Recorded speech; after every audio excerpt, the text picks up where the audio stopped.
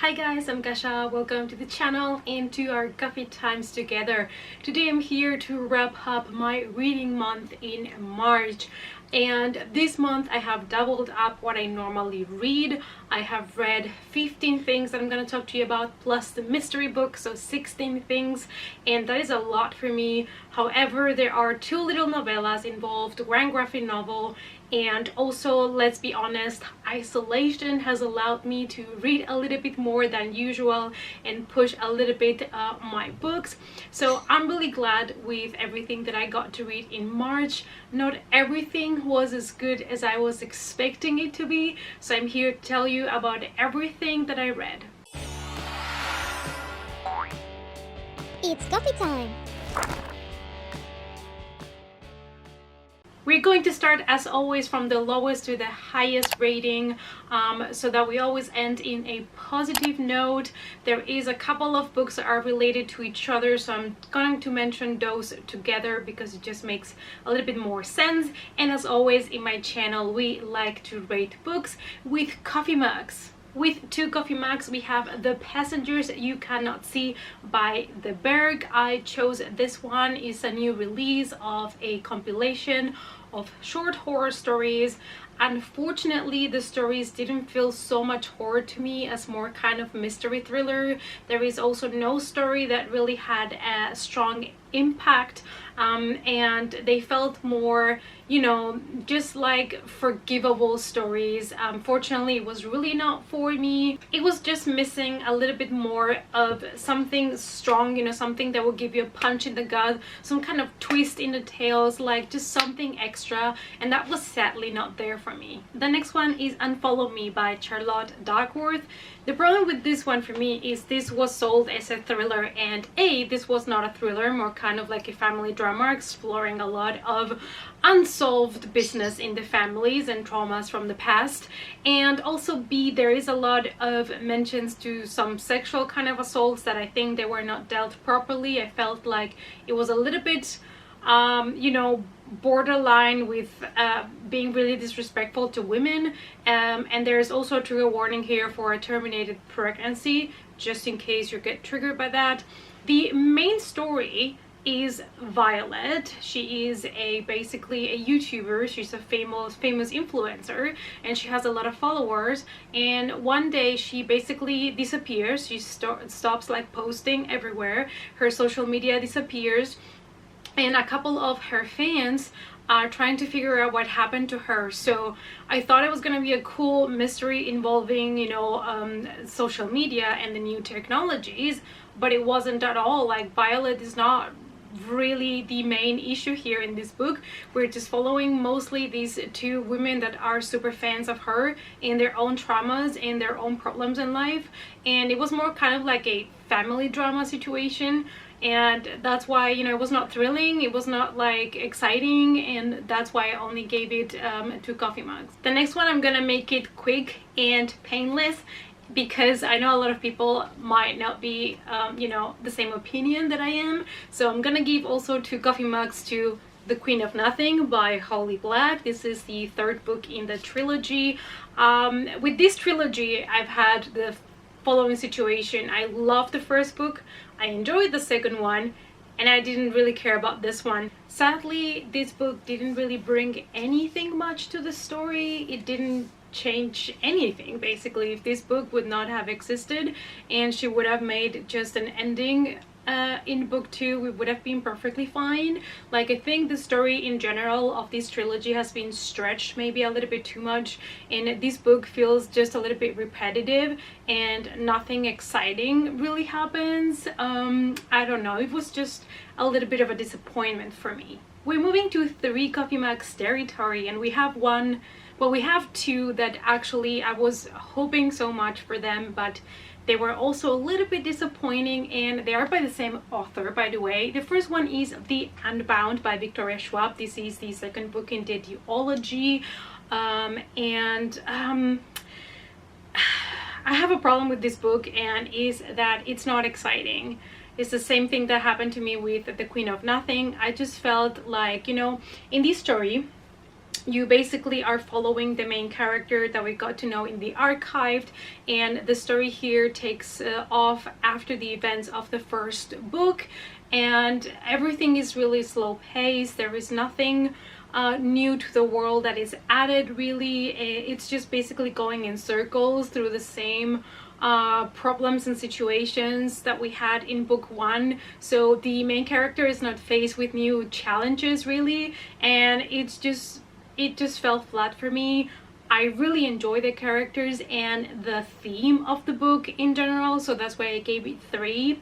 But when it comes to the plot, it was very weak for me. And the other one is Tunnel of Bones, also by Victoria Schwab. This is book 2 on the Cassidy books and Cassidy Blake. And this one also takes off after the events of book 1. And now Cassidy is in Paris helping her parents with their recordings. The parents, you know, have these paranormal, supernatural kind of TV show in which they go to haunted places and they tell their stories, and everything has to look creepy. And what they don't know is that their own daughter can see ghosts, and she can kind of travel across the veil between the living and the dead. And so in this new book she faces a new challenge. However, it was very boring for me. Like, I just read it because I wanted to finish it, because I really liked the first book, but it was not really as engaging as I was hoping. And it's another book that I'm kind of giving 3 stars because I do like the writing, I do like the characters, but the whole plot was very, very weak for me. With 3.5 coffee mugs, we have Bright Side by Mark Tullius. So the reason why I chose this book, it's because I got the second book thanks to Ned Galley, and I didn't want to start it without reading the first one first.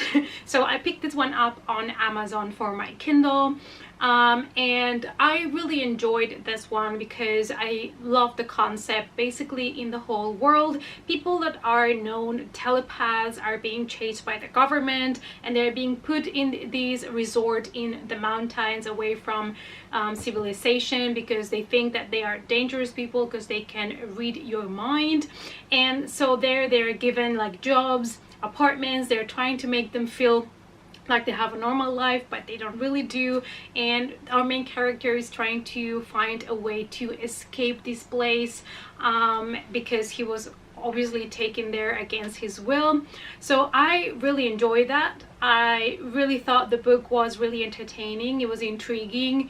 It was cool to explore this kind of new situation where all the telepaths that can read each other's minds, which is pretty cool as well, are being put together there. So I really liked it. However, the second part, which is Try Not to Die in Bright Side, I felt this one was a little bit weaker. I only gave it 2.5 coffee mugs.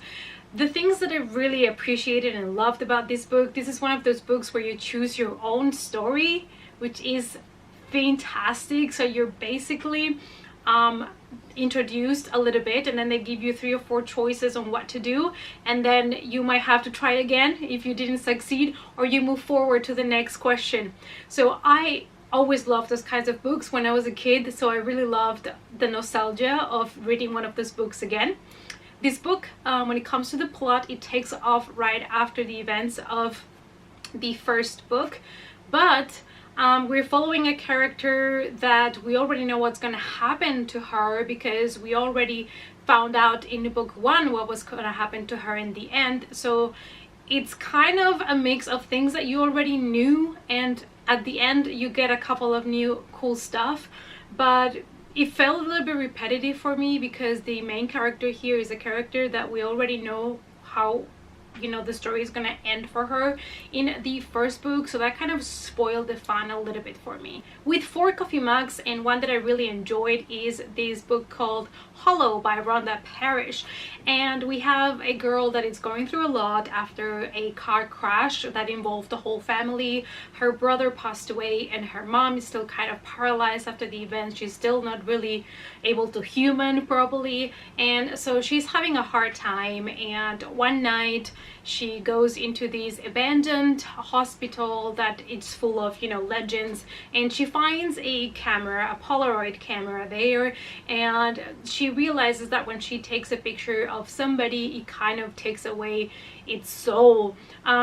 It was fun, it was entertaining, it was not too spooky or scary or anything, but I really loved the writing and it was a fun story. Another 4 coffee mug rating is All the Bright Places by Jennifer Niven.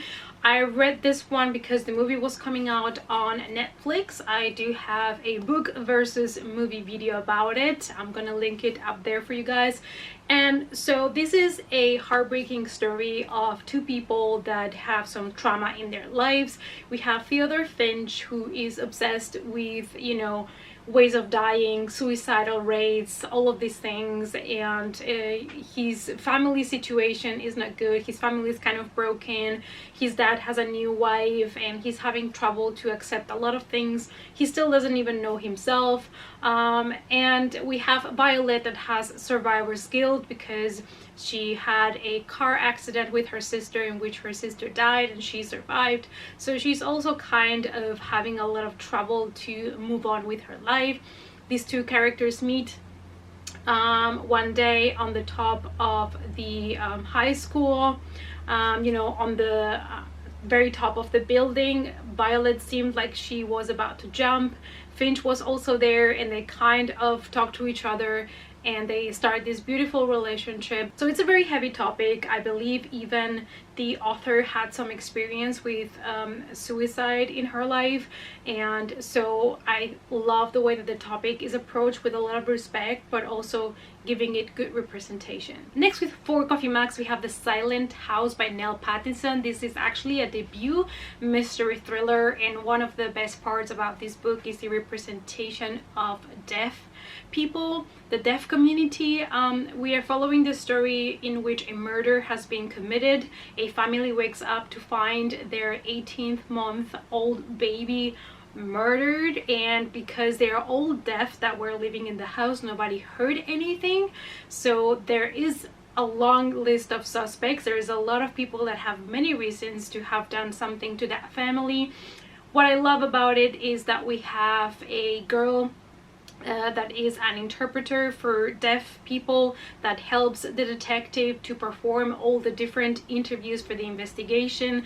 I absolutely love, you know, when books and movies have these interviews of possible suspects and everybody seems to be the one to blame, and I really enjoyed this mystery thriller. So if you're looking for a thriller that is a little bit different, you might want to check this one out. Another one with 4 coffee mugs is by Melissa Storm, and that's The Sunday Potluck Club.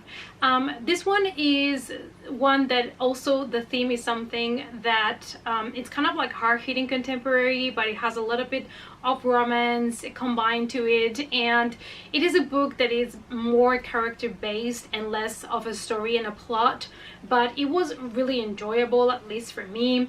We are following Amy. She has joined this club of other women that have, all of them, what they have in common is that one of their loved ones is going through cancer, so they all meet to talk about it, and they all you know, help each other when their loved ones die of cancer. And it's kind of like a support group for people that have family members that are going through cancer, and how these women move on with their lives after they lose their loved ones, and can they allow themselves to love again. It was just sweet.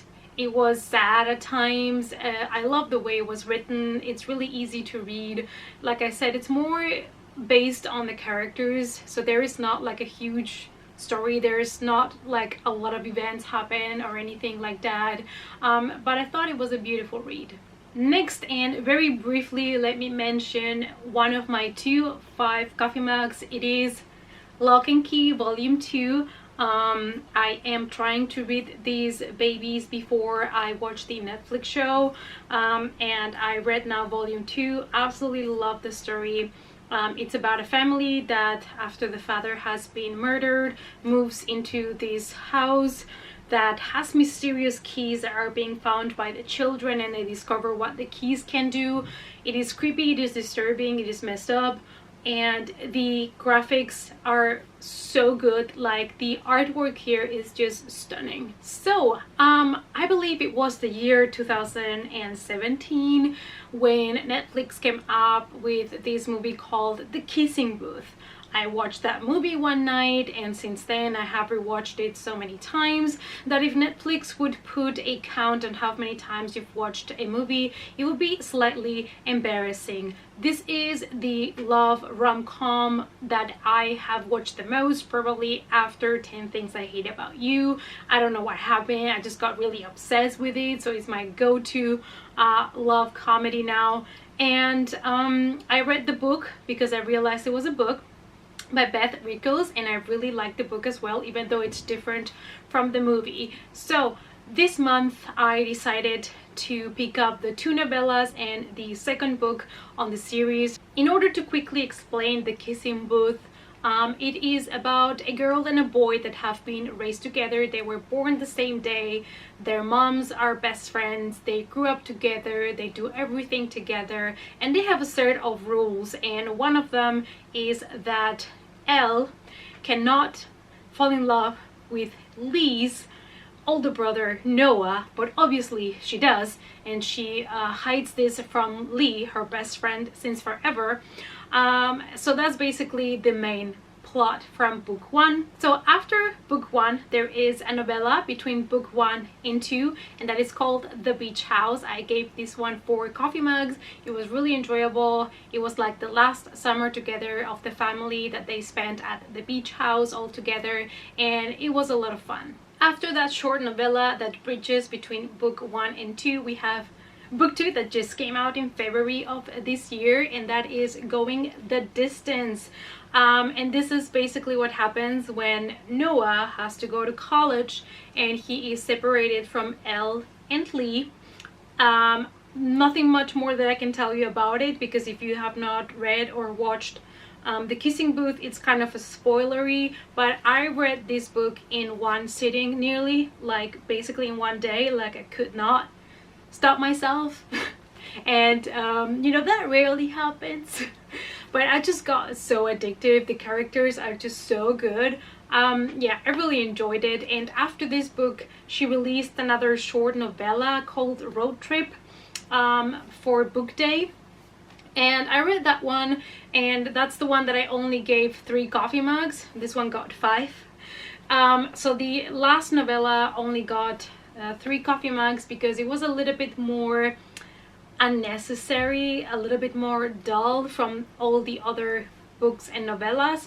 But yeah, if you're looking for a feel-good, best friends, funny love comedy, you should probably pick up the series. So you have 2 books and 2 novellas, plus you can also watch the Netflix movie. So this was everything that I have read in the month of March. I hope that you enjoyed this wrap up. Let me know in the comments down below what is the best and the worst thing that you have read in the month of March. Please give the video a big thumbs up for support, and also if you want to follow me on the social media, as always the links to all my social channels are in the description box down below, and I hope to see you all in the next coffee time. Bye!